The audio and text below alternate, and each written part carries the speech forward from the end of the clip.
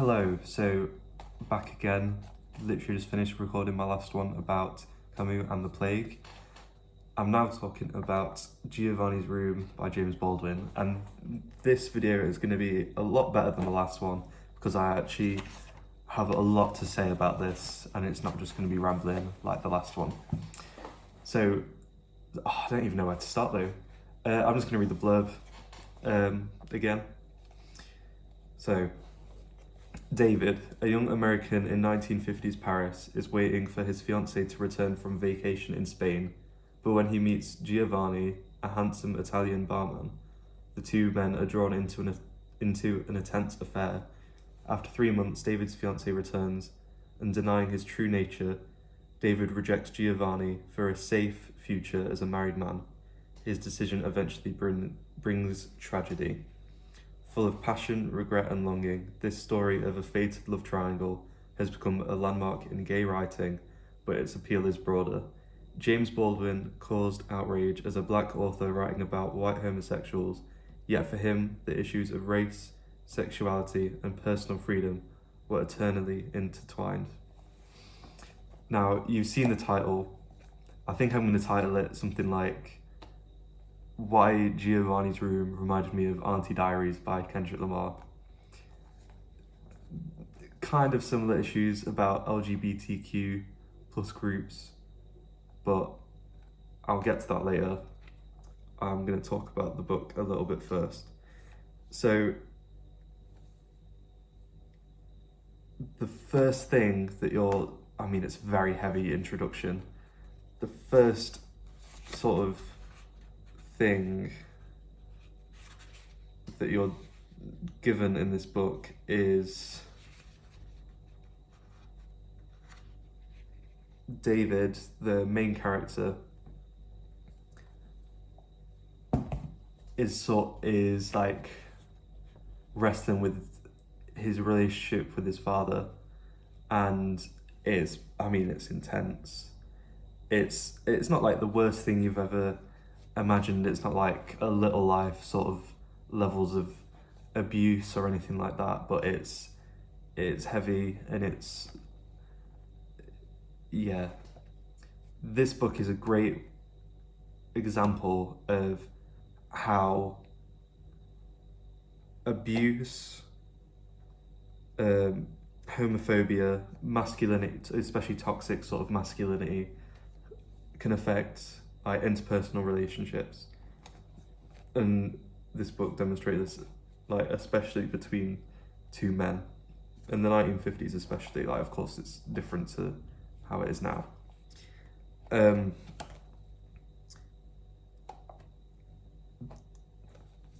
took notes on this book as well, so I'm just gonna start reading through these that I've written down. So, Giovanni's Room, the reason it's titled this, it's because David and Giovanni, they go through this sort of, Giovanni sort of goes through this abuse from a boss who's also gay or bi,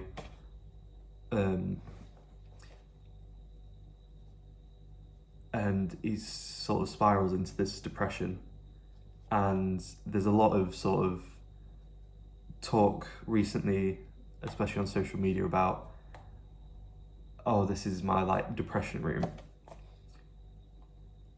where people sort of describe how hard it is for them to like clean their rooms and things like this. If you're on TikTok or Instagram or anything like that, you've probably seen those sort of videos, or if you're aware of like mental health issues, then you probably understand what a depression room might mean. And Giovanni's room sort of spirals into this sort of, I don't want to say like prison, but the two men, David and Giovanni, are sort of trapped in this room together because, well, one, Giovanni's depression unfortunately leaves him sort of like housebound, and he loses his job from the abuse, suffered from his boss. It is a very interesting sort of look at depression, especially because the two men are gay and struggling to come to terms with what that might mean for them. Like in the 1950s, living together, like they can't be out, really, can they?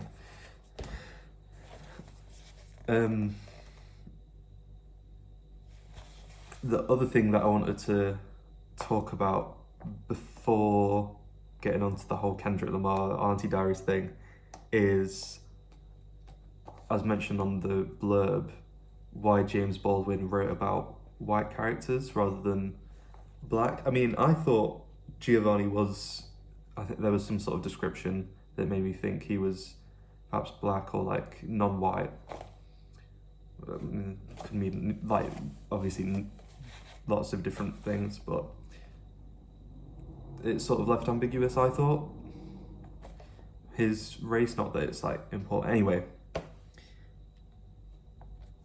the reason that I think James Baldwin at least made David, the main character, white, is to make it more universal.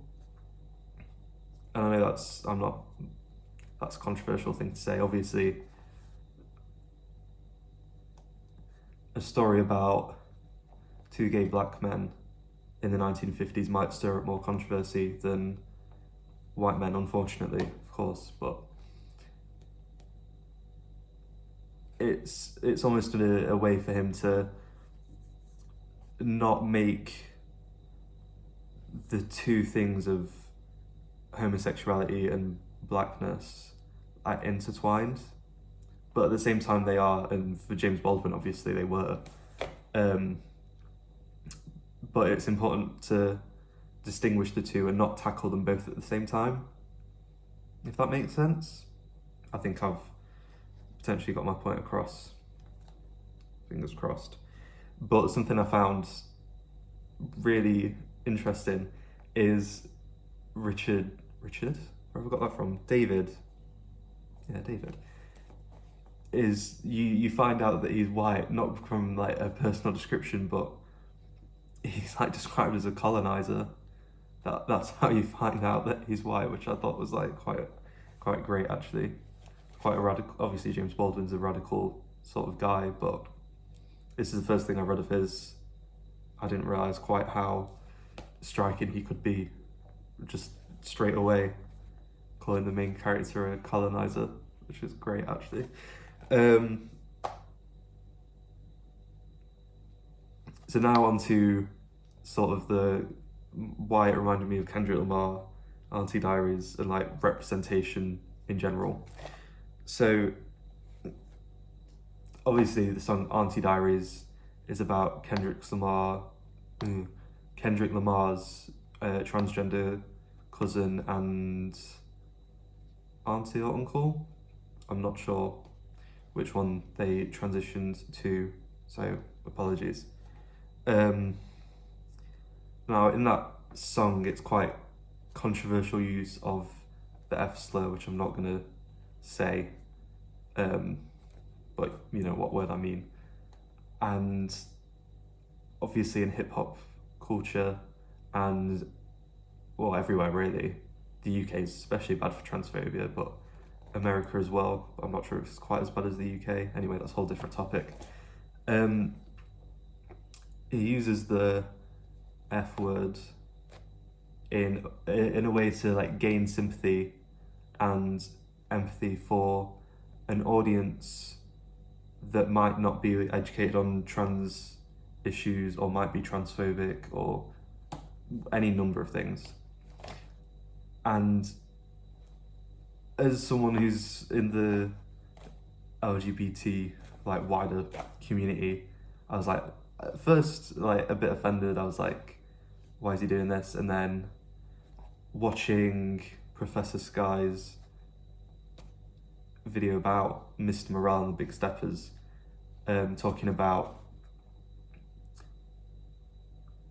the use of language just generally and using offensive words is it okay to use offensive words if the end result is less harm for the group that the word is originally used against?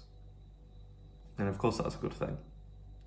So Auntie Diaries using the F word as a way to demonstrate the power of language, and using that word against gay people or trans people or anyone in the community is the same level of harm as a white person saying the N-word, is eventually like the message of the song. So, how did Auntie Diaries remind me of Giovanni's room? Or how did Giovanni's room remind me of Auntie Diaries? The characters in this book are so human and so real. It's unbelievable. There is extremes of human emotion are displayed in this book, and how society as it is, how it's, especially in the 1950s, was set up in a way that didn't allow gay people or trans people, any number of marginalised groups.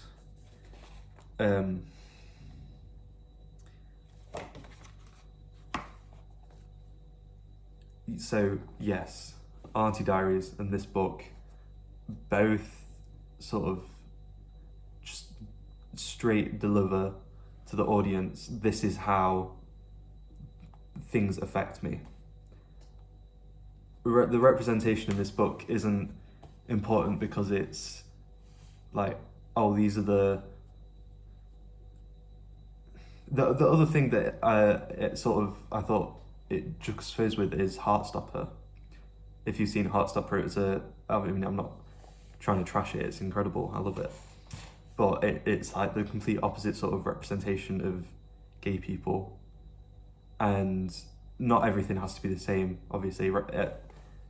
Representation across the spectrum is great, but there's different approaches to representing different groups.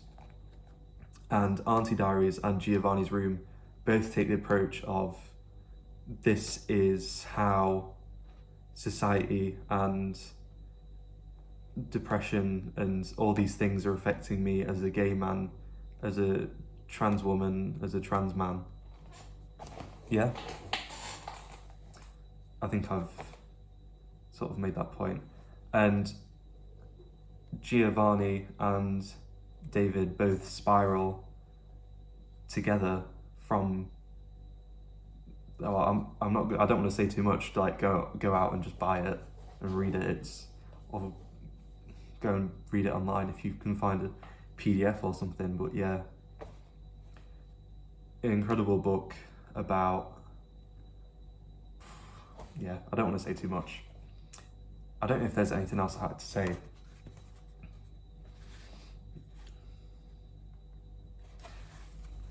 The writing as well is very accessible. There's a few French words sort of like untranslated throughout the text, especially the dialogue is the main thing. There's just a few French words. You can just like context guess, you just use context clues to sort of guess what they're sort of saying, but I don't know French at all, and it wasn't a hard read. I would say maybe look up the trigger warnings if you're sensitive about those sort of things, because there's probably a few. But the ending as well is incredible. I mean, it's a short book as well, 159 pages, and